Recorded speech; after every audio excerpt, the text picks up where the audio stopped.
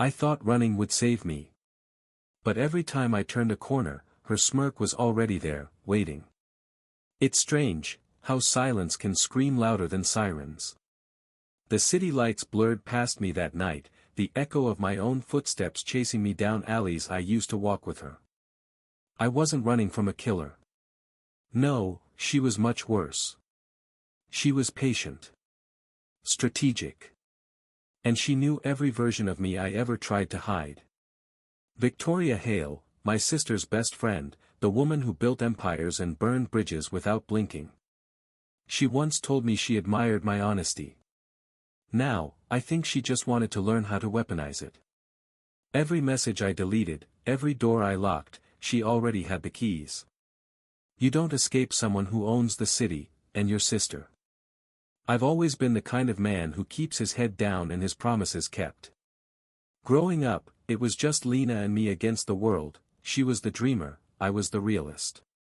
She had this light in her, a constant fire to make something beautiful out of nothing. I just made sure the bills got paid and the roof didn't leak. When she landed her first big opportunity, an internship at Hale Dynamics, I remember the way she screamed. Pure joy. I was proud, even if I didn't understand half of what she did. And that's when Victoria Hale walked into our lives. Victoria wasn't just Lena's boss. She was her idol. The woman everyone whispered about in boardrooms and magazine features. Flawless composure, impossible standards, a reputation for turning everything she touched into gold. When Lena introduced me to her at a company dinner, I remember feeling instantly small. She extended her hand, her gaze steady, unreadable. "So this is the brother I've heard so much about," she said. Her voice carried authority, the kind that made people straighten their backs without realizing it. I shook her hand and managed a quiet, "It's an honor, Ms. Hale." She smiled, a slow, deliberate curve that didn't reach her eyes. "Victoria," she corrected. "You strike me as someone who doesn't like formality. Am I wrong?" It was the first time anyone had ever read me so quickly, and it unsettled me more than I wanted to admit. A week later, Lena told me Victoria had mentioned me, said my experience in systems analysis was wasted in the small firm I worked for. That same night, I got an email from Hale Dynamics HR department. A position offer. Twice my salary. I told myself it was just kindness. A professional courtesy. But when Victoria congratulated me in person, leaning close enough for her perfume to cut through my thoughts, I started to wonder. "Lena said you'd hesitate," she said. "Don't. I don't invest in people who disappoint me." It sounded like a compliment, but there was a quiet weight beneath it. A warning, almost. Still, I was grateful. She gave me a chance I never would have reached on my own. Working under her was like standing near a controlled fire, beautiful, dangerous, and addictive. She was demanding, precise, and impossibly focused. And when she wasn't, she was watching me. There were moments, small ones, that didn't fit the polished professional mask she wore. A touch on my shoulder that lingered a heartbeat too long. A message at midnight. "Still awake? I have something on my mind, and you're the only one sharp enough to understand it." Sometimes she'd catch me staring across the conference table during meetings. Her lips would twitch into that faint, knowing smirk. "You have no idea how easy you are to read, Ethan," she told me once, when we were alone reviewing reports. The way she said my name, it wasn't casual. It was deliberate, drawn out, like she enjoyed testing how it felt in her mouth. I laughed it off, but that night I couldn't stop hearing it. She blurred boundaries effortlessly. One day she'd be my mentor, teaching me how to command a room. The next, she'd tilt her head during a presentation and whisper, "You're learning to think like me." I should have known that wasn't a compliment either. Still, I admired her. Maybe even depended on her. She saw potential in me no one else did. My sister used to joke that Victoria was adopting me into her empire. I laughed with her, but deep down, I felt a strange pull, like Victoria was already carving out a place for me in her world, one decision at a time. And every time she smiled, I let her. Because for the first time in my life, someone like her, someone untouchable, made me feel seen. It didn't matter that her eyes stayed cold when she smiled. Or that I never quite understood what she wanted from me. Back then, I told myself she was helping me build something real. I just didn't realize it was me she was building, piece by piece, into something she could own. It started small, too small for me to call it control. Back then, I told myself Victoria was just being protective, the way a mentor looks out for her protege. But she wasn't just watching over me. She was rearranging things, shaping them, quietly, like a sculptor trimming clay until it resembled something she could claim. At first, it was my sister's success that caught my attention. Lena's designs, once ignored by upper management, suddenly became the centerpiece of every presentation. Hale Dynamics investors were praising her vision, her creativity, and Victoria was always there beside her, smiling like a proud friend. "She's incredible," I said once, genuinely meaning it. Victoria looked up from her tablet, her expression unreadable. "She is," she replied. "But talent only matters if it's properly directed. Some people need guidance more than others." Her tone lingered in my mind. Guidance. It didn't sound like praise, it sounded like ownership. After that, I started noticing patterns. Lena's opportunities always came through Victoria. Every invitation, every offer, every endorsement, Victoria was the link. Even the people Lena met outside work seemed to orbit her influence. When I mentioned it, Lena brushed it off with a laugh. "You're overthinking," she said. "Victoria's just connected. That's how she helps people. Don't make it weird." But it was weird. The first Real crack appeared one Friday evening. I was at my desk, staying late to finish a report, when Victoria appeared beside me, silent as ever. "You work too much," she said. I turned, startled. "I could say the same about you." Her smirk was faint, but there. "I work because I choose to. You work because you're still trying to prove something." Before I could respond, she leaned closer, brushing an invisible speck from my shirt. Her perfume, clean, expensive, unsettlingly familiar, filled the air between us. "Don't let anyone waste your time, Ethan," she murmured. "Including yourself." It should have been encouraging. But her eyes said something else. Something I couldn't quite name. Later that night, I realized she'd been on my computer. A file I'd left open, an application for a freelance project, was gone. Deleted. When I asked her about it the next morning, she didn't even blink. "I thought I told you to focus on internal projects," she said. "Distractions dilute your value." I should have been angry. Instead, I apologized. That's how it worked with her, you'd find yourself saying sorry for things you didn't do. Still, I tried to push back. I started seeing someone, a woman from IT named Ava. Smart, funny, the kind of person who made ordinary moments feel easy. For a while, it worked. I didn't tell Victoria, but somehow, she already knew. "You've been spending time with Ava," she said one afternoon, eyes fixed on her phone. I froze. "How?" She finally looked up. "People talk, Ethan. Be careful who you trust." A week later, Ava stopped replying to my messages. When I saw her at work, she couldn't see my eyes. Later, I found out she'd been transferred to a different branch, personally recommended by Victoria. That night, I opened my phone to reread Ava's last texts, and found them gone. Deleted. Only one message remained, sitting in my drafts, unsent. I didn't remember typing it. "You're right, she's too much for me." I stared at the words, my pulse hammering. I didn't write that. I knew I didn't. But it was written in my tone, my phrasing. My phone had been in Victoria's office earlier that day, charging beside her desk. When I confronted her, she didn't deny it. She just smiled. "You shouldn't keep things that clutter your focus," she said softly. "You have potential. Don't waste it on temporary people." That's when the unease began to solidify into fear. A few weeks later, a coworker, a quiet guy named Max, pulled me aside in the parking lot. "Can I give you some advice?" he asked. "Sure. Don't try to leave." I frowned. "Leave what?" He glanced around, lowering his voice. "Victoria. Nobody leaves Victoria. Not without her permission."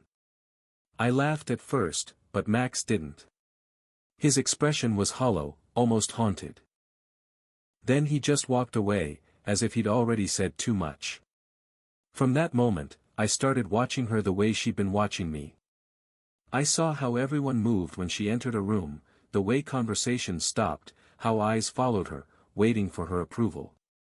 Power radiated from her, subtle and absolute. And then came dinner. It was supposed to be a simple get-together, Lena, Victoria, and me. A celebration of Lena's latest contract. The restaurant was expensive, dimly lit, the kind of place where people whispered instead of spoke. Victoria arrived last, of course. Every head turned when she walked in. She was wearing black, sharp, elegant, deliberate.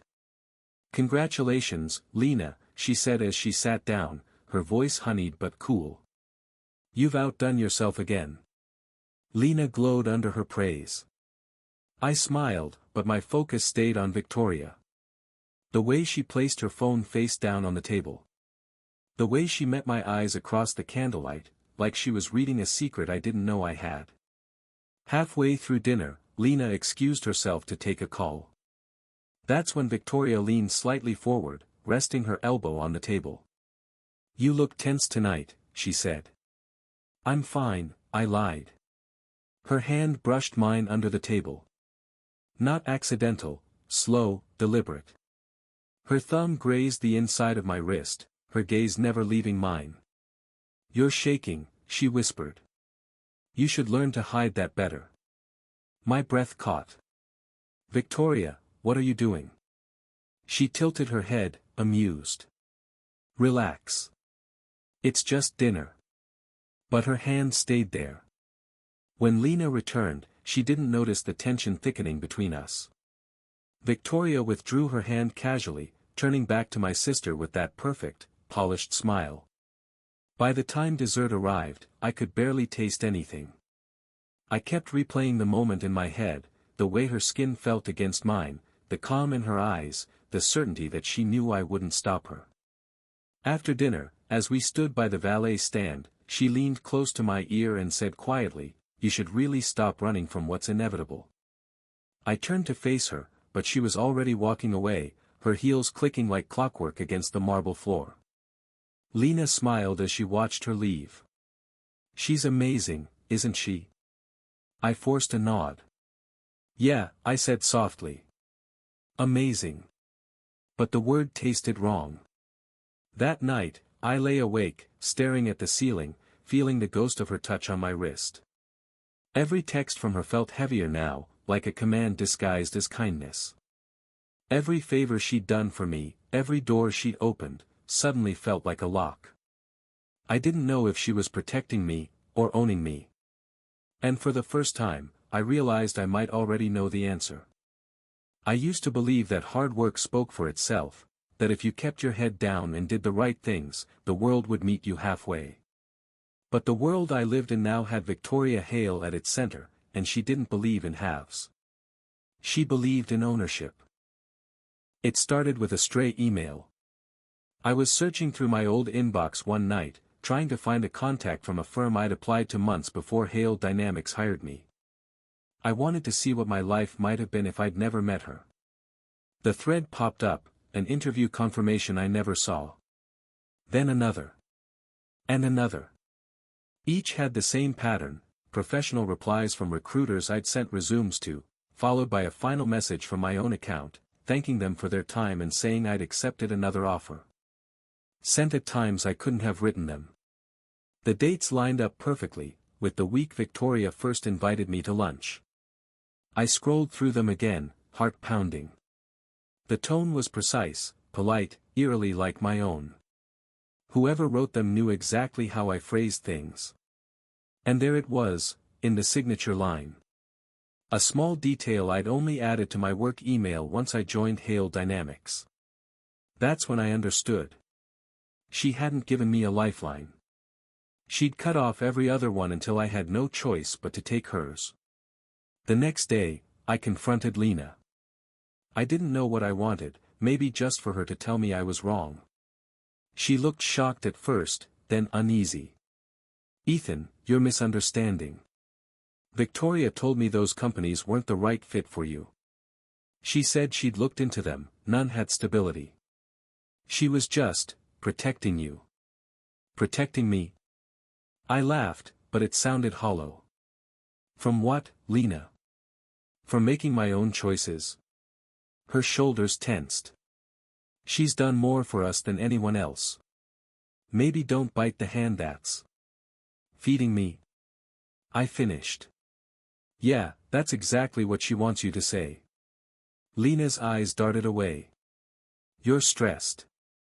She told me you might start feeling overwhelmed once the promotion pressure hits. She's worried about you." It took me a second to process that. She's worried about you. Victoria had prepared for this conversation before it even happened. I didn't argue further. What was the point? My sister wasn't lying, she truly believed Victoria was helping. But that night, I stopped believing in coincidences. 2 days later, I walked into Victoria's office unannounced. The door clicked behind me, the glass walls muffled the rest of the floor. She looked up from her desk like she'd been expecting me. "Ethan," she said evenly. "You look tired." "You were in my email," I said. Her brow lifted, faint amusement flickering in her eyes. "You'll have to be more specific." "Before I joined the company," I continued, my voice low. "Those job offers that disappeared, they didn't vanish. You sent messages from my account." She leaned back, folding her hands neatly in her lap. No denial. Just a calm observation. "You wouldn't have made it without me," she said finally. I simply accelerated what was inevitable. My stomach tightened. "You manipulated everything. I positioned you where you belong." Her tone was so level, so composed, it almost sounded rational. "Why?" I asked. "Because you could." Her lips curved slightly. "Because I saw potential. But potential is wasted without control. You should thank me." "Thank you." The words came out like a laugh choked with disbelief. "You sabotaged my life." "I improved it," she corrected softly. "You have status now. Access. Influence. You just mistake control for cruelty." I stared at her, trying to find the human part in those eyes. There wasn't one. "I'm done," I said. "I'm leaving." Her smile barely moved. "No, you're not." I walked out anyway. The fallout was immediate. Within 48 hours, my access to company servers was frozen. Colleagues stopped replying to messages. Then the emails started, anonymous tips to management accusing me of stealing internal data, of plagiarizing project reports. Screenshots, evidence, all perfectly fabricated. The HR director called me in. Her expression was sympathetic but distant, like she'd already chosen a side. "Ethan, these allegations are serious," she said. "Until we clear this up, we'll need to suspend your access." By the next morning, the rumors had spread across the entire floor. When I tried to defend myself, people avoided eye contact. Lena confronted me that evening, her voice shaking. "Victoria told me what's happening," she said. "She says she's trying to protect you from making things worse. Ethan, if you just apologize." "For what?" I snapped. For existing without her permission. Tears welled in her eyes. You're scaring me. You sound paranoid. Paranoid. That's what Victoria had planted, the perfect word. I saw the proof, Lena, I whispered. She set this up. Every step. But she was already shaking her head. You're jealous. That's all this is. She believed in you, and now you're turning it into some twisted story. The moment she said it, I knew I'd lost her. Victoria hadn't just destroyed my career. She'd rewritten me in my sister's eyes. The official termination email arrived a week later. The charges: breach of confidentiality and intellectual theft. My professional record was scorched beyond repair. Recruiters stopped replying. Old friends avoided me online. The silence that followed was louder than any accusation. I spent nights scrolling through articles about myself, threads dissecting the fall of a rising talent. I saw my name dragged through digital mud, my credibility burned down to ash. And through it all, Victoria's company thrived. The press releases painted her as the visionary leader cleaning up after a rogue employee. I recognized lines I'd written in those press statements, my own words used to bury me. One evening, after too many sleepless nights, I went to her penthouse. I don't remember deciding to, my feet just carried me there. The doorman didn't stop me, he knew me. I rode the elevator in silence, each floor ticking by like a countdown. When the doors opened, she was already there, waiting in her doorway. As if she'd sensed me coming. "Ethan," she said softly, like greeting an old friend. "You look awful." I stepped inside without asking. "You ruined me." She closed the door behind me, unhurried. "Don't exaggerate. I refined you. You destroyed my job, my reputation, my sister's trust." "I removed your illusions," she interrupted, voice calm, deliberate. "You thought you were free. You never were. I just made the chains visible." I stared at her, my pulse shaking through my hands. "Why me?" Her eyes softened, not with mercy, but with something worse, fascination. "Because you remind me of who I used to be. Naive. Loyal. Predictable. I wanted to see if I could fix that." "Fix?" I echoed. "You mean break." She stepped closer, studying my face as if I were another acquisition. "Same outcome. Different vocabulary." For a long moment, neither of us spoke. The city glowed behind her, cold, endless, indifferent. Finally, I said, "I hope you're proud." Her smile was faint. "Pride is for people who care what others think. I only care about results." I turned to leave. Her voice followed, quiet and certain. "You're not done with me, Ethan. You just don't know it yet." The door clicked shut behind me. I wish I could say I walked away and never looked back. But I didn't. For weeks, I kept expecting her to send a message, an apology, some acknowledgement that I mattered beyond her experiment. None came.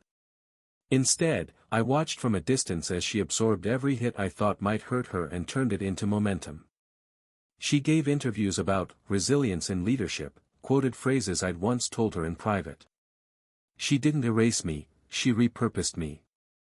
And somewhere in that twisted logic of hers, I understood the cruel genius of it all. She hadn't hunted me for revenge or love. She'd done it because she could. Because power, to Victoria Hale, wasn't about winning. It was about making sure no one else even got to play. When I finally packed up my apartment, I found one last thing, an envelope slipped under my door. No name, no return address. Inside was a business card. Hale Dynamics embossed in silver. And on the back, in her handwriting. "You'll come back when you realize freedom is overrated." I stood there in the dim light, the card trembling between my fingers, and felt something colder than fear settle in my chest. She wasn't done with me. Not yet. But maybe, just maybe, I wasn't done with her either. I left like a ghost. Not dramatic. Not cinematic. No dramatic suitcase thrown through a doorway. I unplugged my life the way you switch off a light, slowly, methodically, until there was nothing left burning. I closed bank accounts, changed emails, deleted social media. I quit answering Lena's texts for weeks. I moved into a cheap sublet 3 neighborhoods over and took a job doing threat analysis for a cybersecurity firm that did contract work, small clients, little scrutiny, perfect cover. I used a different name at work. I slept with the blinds closed. I told myself it was hiding. It was also about education. When you lose everything, you learn to be patient. When you've been taught how control works by the person who weaponized it against you, the lesson is brutal but useful. I spent months learning her language. By day I studied packet flows, encryption quirks, the little fingerprints servers leave behind when they talk to each other. By night I read corporate filings, obscure trust documents, regulatory filings and jurisdictions with names I had to look up. I learned how to map ownership without a name on the front door. Shell companies leave patterns. They leave breadcrumbs if you know what to look for, repeated addresses, the same nominee directors, emails that forward to one central server. I learned to read patterns like other men read faces. Victoria's empire had a pattern, elegant, brutal, and tidy. It looked like success on the outside.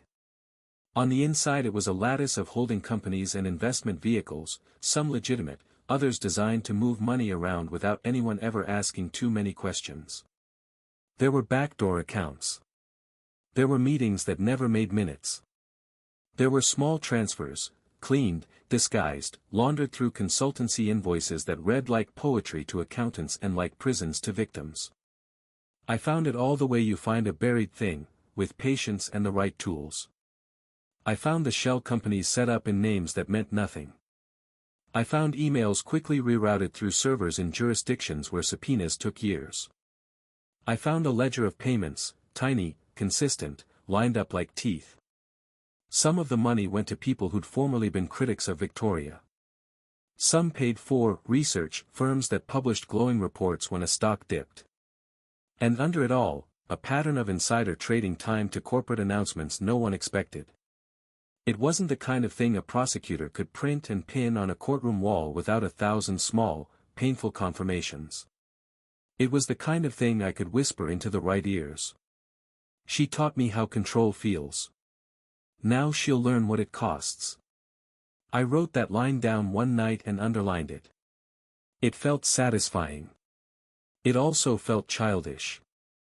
I was better than a slogan. I wanted evidence.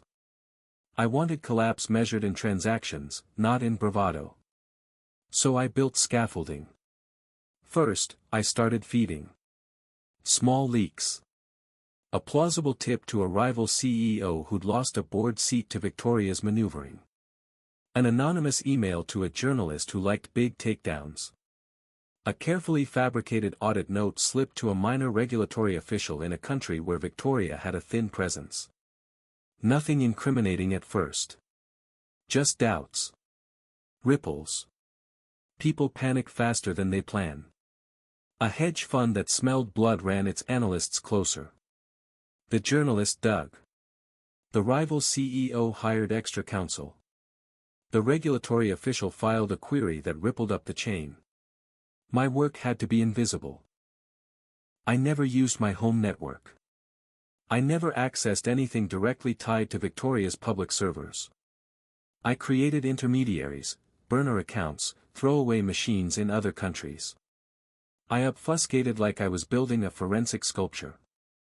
Leave a suggestion here. Nudge a rumor there. Let the system do the rest. It worked. Not immediately. But like a houseplant responding to light, Victoria's world began to twitch. Board members asked questions during calls. Investors wanted clarity in memos. Her PR team drafted statements that read like damage control rehearsals. I felt myself changing when the first domino tipped. At night, when my apartment was as cold and anonymous as the work I was doing, I would whisper her name and not feel the old ache. It was empty. Calculated. The pain had congealed into something efficient. But people make mistakes. Equipment fails. Humans betray themselves. One evening I breached a peripheral server belonging to a consultancy she used. It was clumsy, amateurish. A junior analyst on my team flagged the anomaly. I was a second too slow patching it. For an hour, a trace led right back to me. My stomach dropped in a way panic used to do, but panic no longer had the right to live in me. I shut everything down. I burned the machines. I rerouted. I held my breath until the trace went cold. It nearly cost me my freedom. I slept in a chair for 2 nights after that. Not because of fear of jail, because for the first time I realized she could see me. Or that she could have seen me. And then I realized what she'd been teaching me all along. A chess player doesn't just defend. A chess player sets traps and waits for the opponent to blunder. Victoria's smirk, always there in the corners of memory, meant she'd set a dozen traps and been amused watching people take them. If she'd let me get close, maybe she wanted to see how I moved when cornered. Maybe she wanted to adjust the pieces. Maybe, worse, she enjoyed the education she got by watching me learn. You think I didn't teach you everything you know, Ethan? That sentence would stick in my head for weeks. I heard it in the cadence of her smirk, in the tilt of her head. It was a provocation and a confession. So I adapted. I learned to move like her. Cold. Quiet. A predator that never showed its teeth until it had to. The next phase of the plan required leverage. Leaks can start fires, but fires also need oxygen. I needed insiders willing to talk. I needed a whistleblower who wasn't afraid of her. I needed Lena. Calling Lena was dangerous. Families are soft spots. They can be used against you. But she was also the only person who might still carry influence inside Victoria's world. I called her from a new number, left a message with a voice that sounded too old and too practiced to be mine. I told myself it was to check in. The truth was uglier, I needed to see how she'd react, to look for the soft places where Victoria's grip had slackened. She answered. Her voice was thin. She sounded tired. Ethan, she said. It's me, I said. For a moment, she didn't sound surprised. She sounded relieved, like someone exhaling for the first time. We met in a public park. I watched her sit on the bench before I let myself approach. Lena had always been quick to smile. That day she smiled like someone trying to remember how a lost thing worked. How are you? She asked. What do you think? I answered. She flinched at the bluntness. We spoke around the edges, about bills, about work. About nothing, mostly. I let her lead. I wanted to see if she still trusted Victoria. I wanted to see if the woman who'd once idolized Victoria still believed in that smile. You can leave this now, Lena said finally, hands twisting the scarf around her neck. She's given me things I never thought possible. She's protected me. Protect you from what? I asked. From the uncertainty, she said. From being small. Her voice had that old warmth, the one that used to believe kindness could be measured in contracts. It broke me in a way the other betrayals hadn't. Not because she chose Victoria, but because she chose it willingly, because she was happy. Which meant pleading with her would only push her deeper into Victoria's orbit. But Lena offered something else without meaning to. She complained, just a little, about being excluded from a board dinner. She sighed about late nights filled with edits that never made the final cut. She mentioned a name, one of Victoria's lieutenants, muttering about how he'd been siphoning praise in meetings. It was nothing. It was everything. I left that park with a list of names and a knot in my throat. Victoria's traps began to feel less like coincidences and more like a game she expected me to play. She allowed proximity so she could learn my moves. She baited me so she could measure my reach. She left traces to watch if I'd follow. That knowledge changed the plan from a blunt takedown to something delicate and surgical. I would not rush. I would not be obvious. I would become the kind of threat she didn't see coming, patient, anonymous, inside the quiet places where decisions are made, emails, boardroom whispers, regulatory filings. I would seed doubt that would fester. I would make her empire look like a house of cards built by someone terrified to be alone. At times, I hated myself for the calm efficiency of it. I'd taught myself to feel like a man watching a clock, not a heart. I told myself it was necessary. Necessary became a religion when vengeance is the worship. And through it all, her smirk haunted me, sometimes as warning, sometimes as admission. She had taught me how control felt. It had become a lesson I knew too well. I would use it against her. The game had changed. What once felt like survival was now architecture. The pieces were moving. The board was shifting. And somewhere, under the bright, polished surface of her life, the quiet ticks of a collapse began to sound. They called it the event of the season, a gala the city's business pages would chew on for weeks, complete with champagne fountains and panelists who never missed a chance to praise each other. Victoria had turned mergers into theater.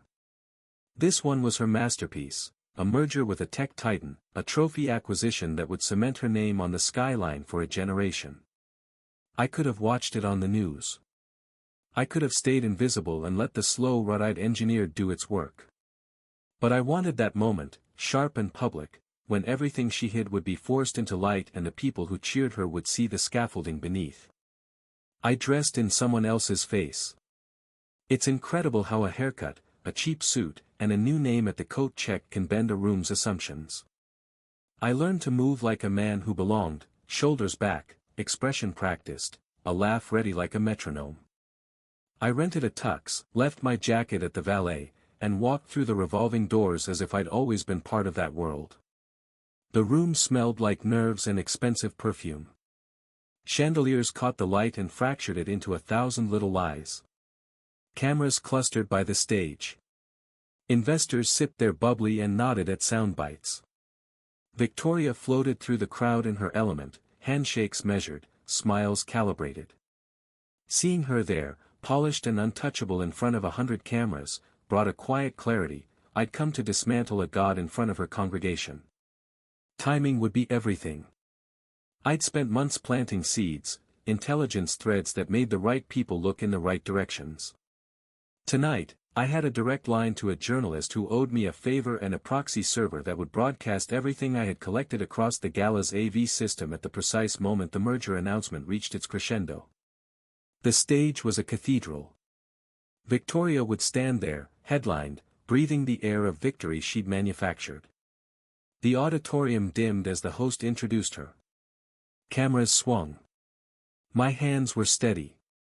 I watched the feed on my phone, the journalist's signal ready, the uplink live. The files were everywhere at once, spreadsheets, bank transfers, email chains with her signature, server logs tying shell companies to offshore accounts, a ledger of payments that read like a confession. She stepped forward to speak, the room holding the collective breath I had once let control me. I thumbed through the app. At first it was a whisper, an anomaly on a spare screen near the back. Heads turned, murmurs like a faint wind. Then the moderator's tablet buzzed. Then the projection screens at the sides flickered. And then the main screen, 100 feet wide, exploded with pages. Confidential documents scrolled like ghosts. Names she'd never let mentioned hung in bold. Transactions. Meetings without minutes. Photos of handshake agreements with dates that matched the timing of suspicious trades. The audio feed didn't stop the orchestra, it drowned the applause. Something in the room snapped. A woman at the head table whispered, "What is that?" A man choked on his champagne. Phones flashed as guests realized what they were seeing. The journalist I'd fed the lead to was on the stage mic before security could move. "We've received documents exposing improprieties at Hale Dynamics," she said. "We have verified these documents with external counsel." Victoria's face didn't flicker. For a second she simply held herself like a statue. Then the practiced smile returned, one notch slower, newly set around a different set of teeth. Her eyes searched the crowd. For me, the world went cold and razor-fine around the edges. I thought of the nights I'd spent counting servers, matching patterns. I thought of the ledger I'd traced through a dozen dead ends until it led back to her. The chaos erupted. Investors stood, murmurs turned to shouts. Phones were thrust into faces like torches. A board member stormed off the stage. People rushed for exits as champagne sloshed and shoes clipped in the moment's panic. For every person who fled, another pulled out a device, trying to capture the scandal for their followers, the first sign that even ruin wants an audience. Security moved. Men in black converged in a human wave. PR reps formed a wall around Victoria, but their hands trembled. She raised her chin as if to address the crowd, and in the vacuum of sound I could hear her breath. I thought she would break. Empires aren't supposed to survive this. But she walked through the noise like someone crossing from one room to another. She didn't look frantic. She looked, strangely, pleased. The security perimeter closed, but she didn't rush to the stage or the microphone.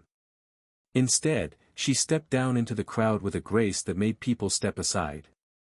Her heels clicked once, twice, a measured tempo cutting through the panic. She moved toward where I stood, near the back, pretending to be someone else, because she had always had a compass for me. "How poetic," she said when she reached me, voice low, seductive in its clarity.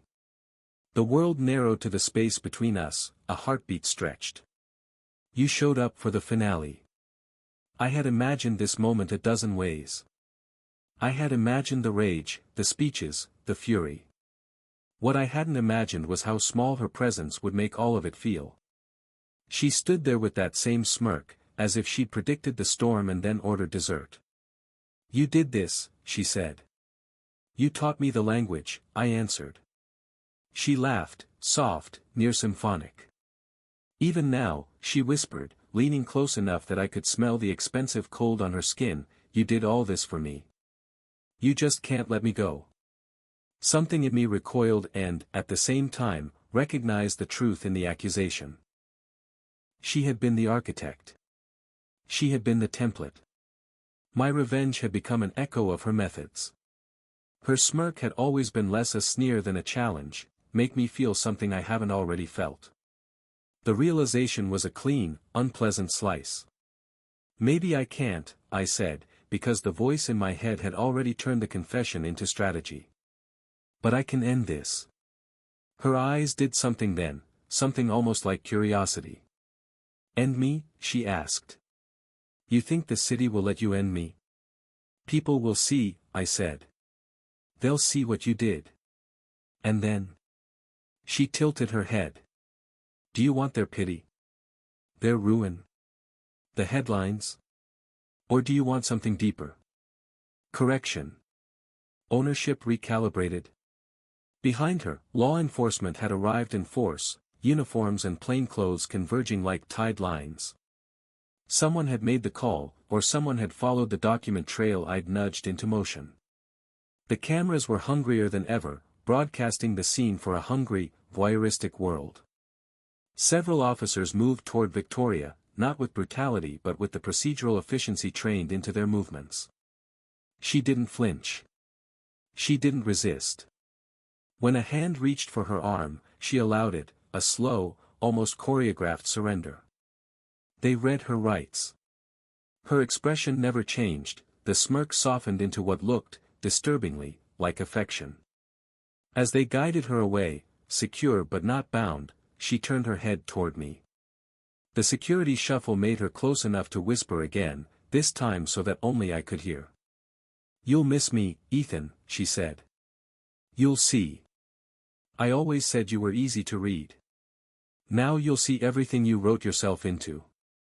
They led her out. The handcuffs clicked. Flashbulbs fired. Reporters shouted questions that tumbled into each other. Investors felt the tremor of collapse in their pockets. Technology feeds caught the whole thing. Within minutes, the world had divided into camps. I should have felt vindicated. Victory has a particular itch, satisfying for a second, then hollow. I felt something else, an ache, like the moment after you remove a cast and realize the muscle has wasted. The silhouette of what she'd been had been pulled away, but the shape of me felt altered, reinforced by the same cold steel she'd taught me to wield. She was escorted into a van and driven away under a curtain of cameras and chaos. People shouted. Someone called my name. Did they know me? I straightened my jacket, the alien fabric clinging oddly to me, and I walked out into the night.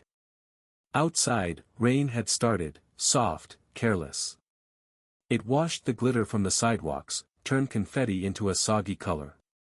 The city looked smaller somehow, all its lights dimmed by the tide. A text arrived on the burner phone I'd used for the night. You were good. No sender. No signature. Just that, 2 words like a verdict. I stood under the awning and watched as a black van disappeared into the traffic. Her smirk, in my memory, was both a victory flag and a challenge. She'd been arrested, but not defeated. She'd been exposed, but her smirk, that perfect little arrogance, remained, etched into the way people would talk about her for months to come. You'll miss me, Ethan. You'll see. Maybe I already did. Or maybe I was only beginning to understand what I'd become to make her fall. Either way, the gala had ended with the lights on, the stage empty, and a city watching a queen led away. The applause, when it came, was thin and surprised. As the van dissolved into the night, I realized the truth was not that she had won or I had. The truth was both simpler and crueler. She had taught me how to play the game, and when I played, she still found a way to center herself in the score. It had been 3 months since the gala. 3 months since the lights went out on her empire, and the city stopped whispering her name like it was a spell. The world has moved on, as it always does. The news cycle found fresher scandals. The investors licked their wounds and rebranded. Even Lena had left the country, taking a position in a smaller firm far away from the shadow of Hale dynamics. Everyone had found a way to start again. Everyone except me. My apartment is smaller now. Quieter. I liked it that way, clean lines, no mirrors, one window that faced the river. I kept the blinds half closed. I told myself it was peace. Some nights, I almost believed it. There were no pictures on the walls, no traces of who I'd been. I'd traded noise for silence, revenge for routine. I'd wake, make coffee, check the news out of habit. Her face still appeared sometimes in old press photos, the moment of her arrest frozen in pixelated stillness. That faint smirk never left her lips, as if even the camera had to obey her. They said she refused all interviews. They said she read constantly. They said she slept 8 hours a night in a cell that looked more like a study than a cage. I told myself it didn't matter. But on quiet nights, when the city outside softened into a hum, I'd catch myself tracing patterns in the condensation on the window, drawing lines like network maps, as if her empire still lived somewhere in the circuitry of my head. That was when I realized, she'd infected me with her habits. I'd learned to watch. To wait. To calculate outcomes before they happened. Even my breathing felt planned. Then, one morning, it arrived. A plain envelope. No return address. Just my name written in handwriting I'd recognize even blindfolded, smooth, deliberate, certain. The ink was black, the paper thick. For a moment, I just stared at it. My pulse stayed steady, but my fingers felt colder. I thought about burning it. About throwing it away unopened. But curiosity is its own kind of chain, and she had always known how to pull it. I broke the seal. Inside, there was no long letter, no manifesto, no apology. Just a single slip of paper. 2 words. Your move. No signature. None needed. I stood there, the morning light spilling across the page. Somewhere down the street, a train passed, its brakes screaming against the rails. My throat went dry. It wasn't fear I felt, it was recognition. The same pulse that had guided every step of my revenge flickered back to life. The game hadn't ended. It had just paused. I looked at those words again and thought about how prisons don't always have walls. She was still in mine. And I, despite everything, was still in hers. I folded the paper, slid it back into the envelope, and placed it in the drawer of my desk. Not to hide it, but to keep it close. Outside, the river kept moving, indifferent to empires and endings. I took a slow breath, leaned back in my chair, and whispered, half to her, half to myself. I thought I ended her story. But maybe I was only ever a chapter in hers.